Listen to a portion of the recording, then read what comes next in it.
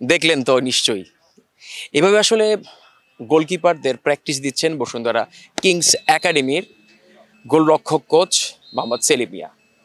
গোলরক্ষকদের গল্প আপনারা জানেন, সচরাচর কিন্তু গোলকিপার হওয়ার ইচ্ছা খুব কমই ফুটবলারদের থাকে, কারণ সবাই কিন্তু দিন শেষে ওই মিডফিল্ডার, স্ট্রাইকার, ডিফেন্ডার হতে চান। খুব কম সংখ্যক বাচ্চারা কিংবা ফুটবলাররা গোলকিপার হতে চান। বসুন্ধরা কিংস একাডেমির যে সংখ্যা আপনাদের বলেছিলাম এখানে প্র্যাকটিস করতে আসেন প্রায় ৩০০-র মতো, এদের মধ্যে কয়জন গোলকিপার হওয়ার জন্য আসেন?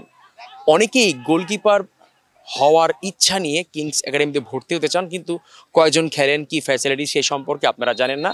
সেই ফ্যাসিলিটিস সম্পর্কে জানানোর জন্য আমি জিশান আহমেদ আছি আপনাদের সঙ্গে। আমরা জানবো যে এইখানকার গোলকিপাররা কিভাবে নিজেদেরকে আসলে প্রস্তুত করছেন এবং কোচরা তাদের নিয়ে কী ভাবছেন। পুরো ইম্প্যাক্টের গল্প আমাদের জানাবেন বসুন্ধরা কিংস একাডেমির যেই গোলরক্ষক কোচ মোহাম্মদ সেলিম মিয়া। তার কাছ থেকে আমরা একটু গল্প শুনে নিই। বাচ্চারা দেখছেন এগুলো কিন্তু আসলে প্রফেশনাল গোলকিপার না, তারা এখানে বসুন্ধরা কিংস যে তাদের সুযোগ করে দিয়েছে, সুযোগের প্রেক্ষিতে তারা এখানে গোলকিপার, আমরা অনেকগুলো গোলকিপার এখানে 12-13 জন গোলকিপার আছে এখানে। এগুলো তারা এই 3 মাসের মধ্যে আমি মনে করি অনেকগুলাই তাকে ইমপ্রুভ করেছে। আগে গোলকিপার যে বিভিন্ন যে টেকনিকগুলো কি এই সময় তাদের ধারণাই ছিল না। আসলে কি আমরা বাংলাদেশের একাডেমি বলতে এরকম একাডেমি আমরা তো তৈরি করতে পারিনি, যে বসুন্ধরা কিক সুযোগটা তৈরি করে দিয়েছে। আর বিশেষ করে অন্যান্য ক্লাবগুলোতে দেখবেন কোনো গোলকিপার কোচই নেই, কোনো যে একটি স্পেশালিস্ট নাই। যে বসুন্ধরা কিংস যে গোলকিপার কোচদের মাধ্যমে একটা গোলকিপার প্লেয়ারদের প্র্যাকটিস করাচ্ছে, মাধ্যমেও কিন্তু গোলকিপারগুলো ডেভেলপ হচ্ছে। দেখেন আমি 1918 সালেও এখানে ছিলাম। জিকু কিন্তু ফার্স্ট টিমে আমি ছিলাম। জিকুকে নিয়ে কিন্তু কাজ করেছি অনেক, জিকু অনেক ডেভেলপ হয়েছে, অনেক কাজ করছি। তারপর শ্রাবণ আমাদের একটি টিমে ছিল, তাকে নিয়েও কাজ করছি। আপনার লাস্ট ম্যাচে দেখেন আমার তায়েব ফকরেবল যে গোলকিপার, এই আমাদের বসুন্ধরা কিংস একাডেমির প্লেয়ার, আমাদের 18-এর প্লেয়ার, সে আজকে ওখানে চলে গেছে। সুতরাং আমরা মনে করি বসুন্ধরা কিংস যে ফ্যাসিলিটিগুলো দিয়েছে, বাংলাদেশের অন্যান্য ক্লাবগুলো যদি সে ফ্যাসিলিটি যদি দিত, আজকে শুধু ফুটবল অনেক দিকে এগিয়ে যেত। বিশেষ করে অন্যান্য ডিপার্টমেন্টগুলোতে এত গোলকিপার এক্সপিরিয়েন্স নাই, যেখানে আমাদের এই বসুন্ধরা কিংস আছে নয়ন, আমি 2জন গোলকিপার কোচ, পাশাপাশি অনেক কোচিং স্টাফ।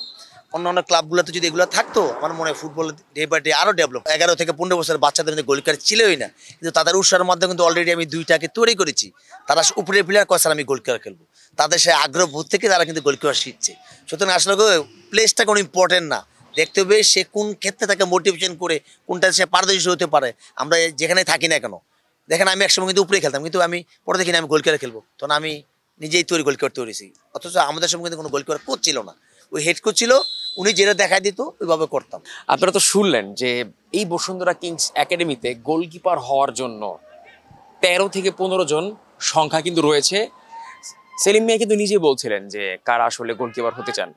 তিনি এটা বলেছেন যে অনেকেই হতে চান না, বাট তাদের মধ্যে তিনি সেই যে ইন্সপিরেশনটা সেটা খুঁজে পান, সেটা নিজে দিতে চেষ্টা করেন। আসলে গোলকিপার কেউ হয়তো বা ছোটবেলা থেকেই গোলরক্ষক হওয়ার ইচ্ছা পোষণ করে থাকে, কেউ হয়তো বা সময়ের পরিবর্তনে গিয়ে নিজের পটেনশিয়াল বুঝতে পারে যে সে এই পার্টিকুলার জায়গা খুব ভালো।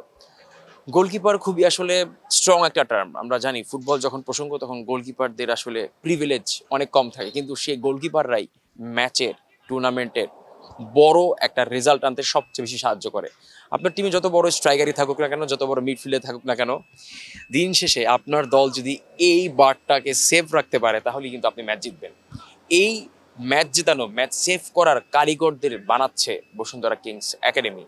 এই কিংস একাডেমির বাচ্চারা গোলকিপার হওয়ার জন্য, মিডফিল্ডার হওয়ার জন্য, স্ট্রাইকার হওয়ার জন্য এখানে আসে, এখানে প্র্যাকটিস করে। আর এখানকার কোচদের প্রত্যাশা থাকে তাদেরকে ঠিকমতো গাইড করা, যাতে তারা কিংস একাডেমিকে সার্ভিস দিতে পারে, বসুন্ধরা মূল দলকে সার্ভিস দিতে পারে এবং বাংলাদেশ ফুটবলকে সার্ভিস দিতে পারে।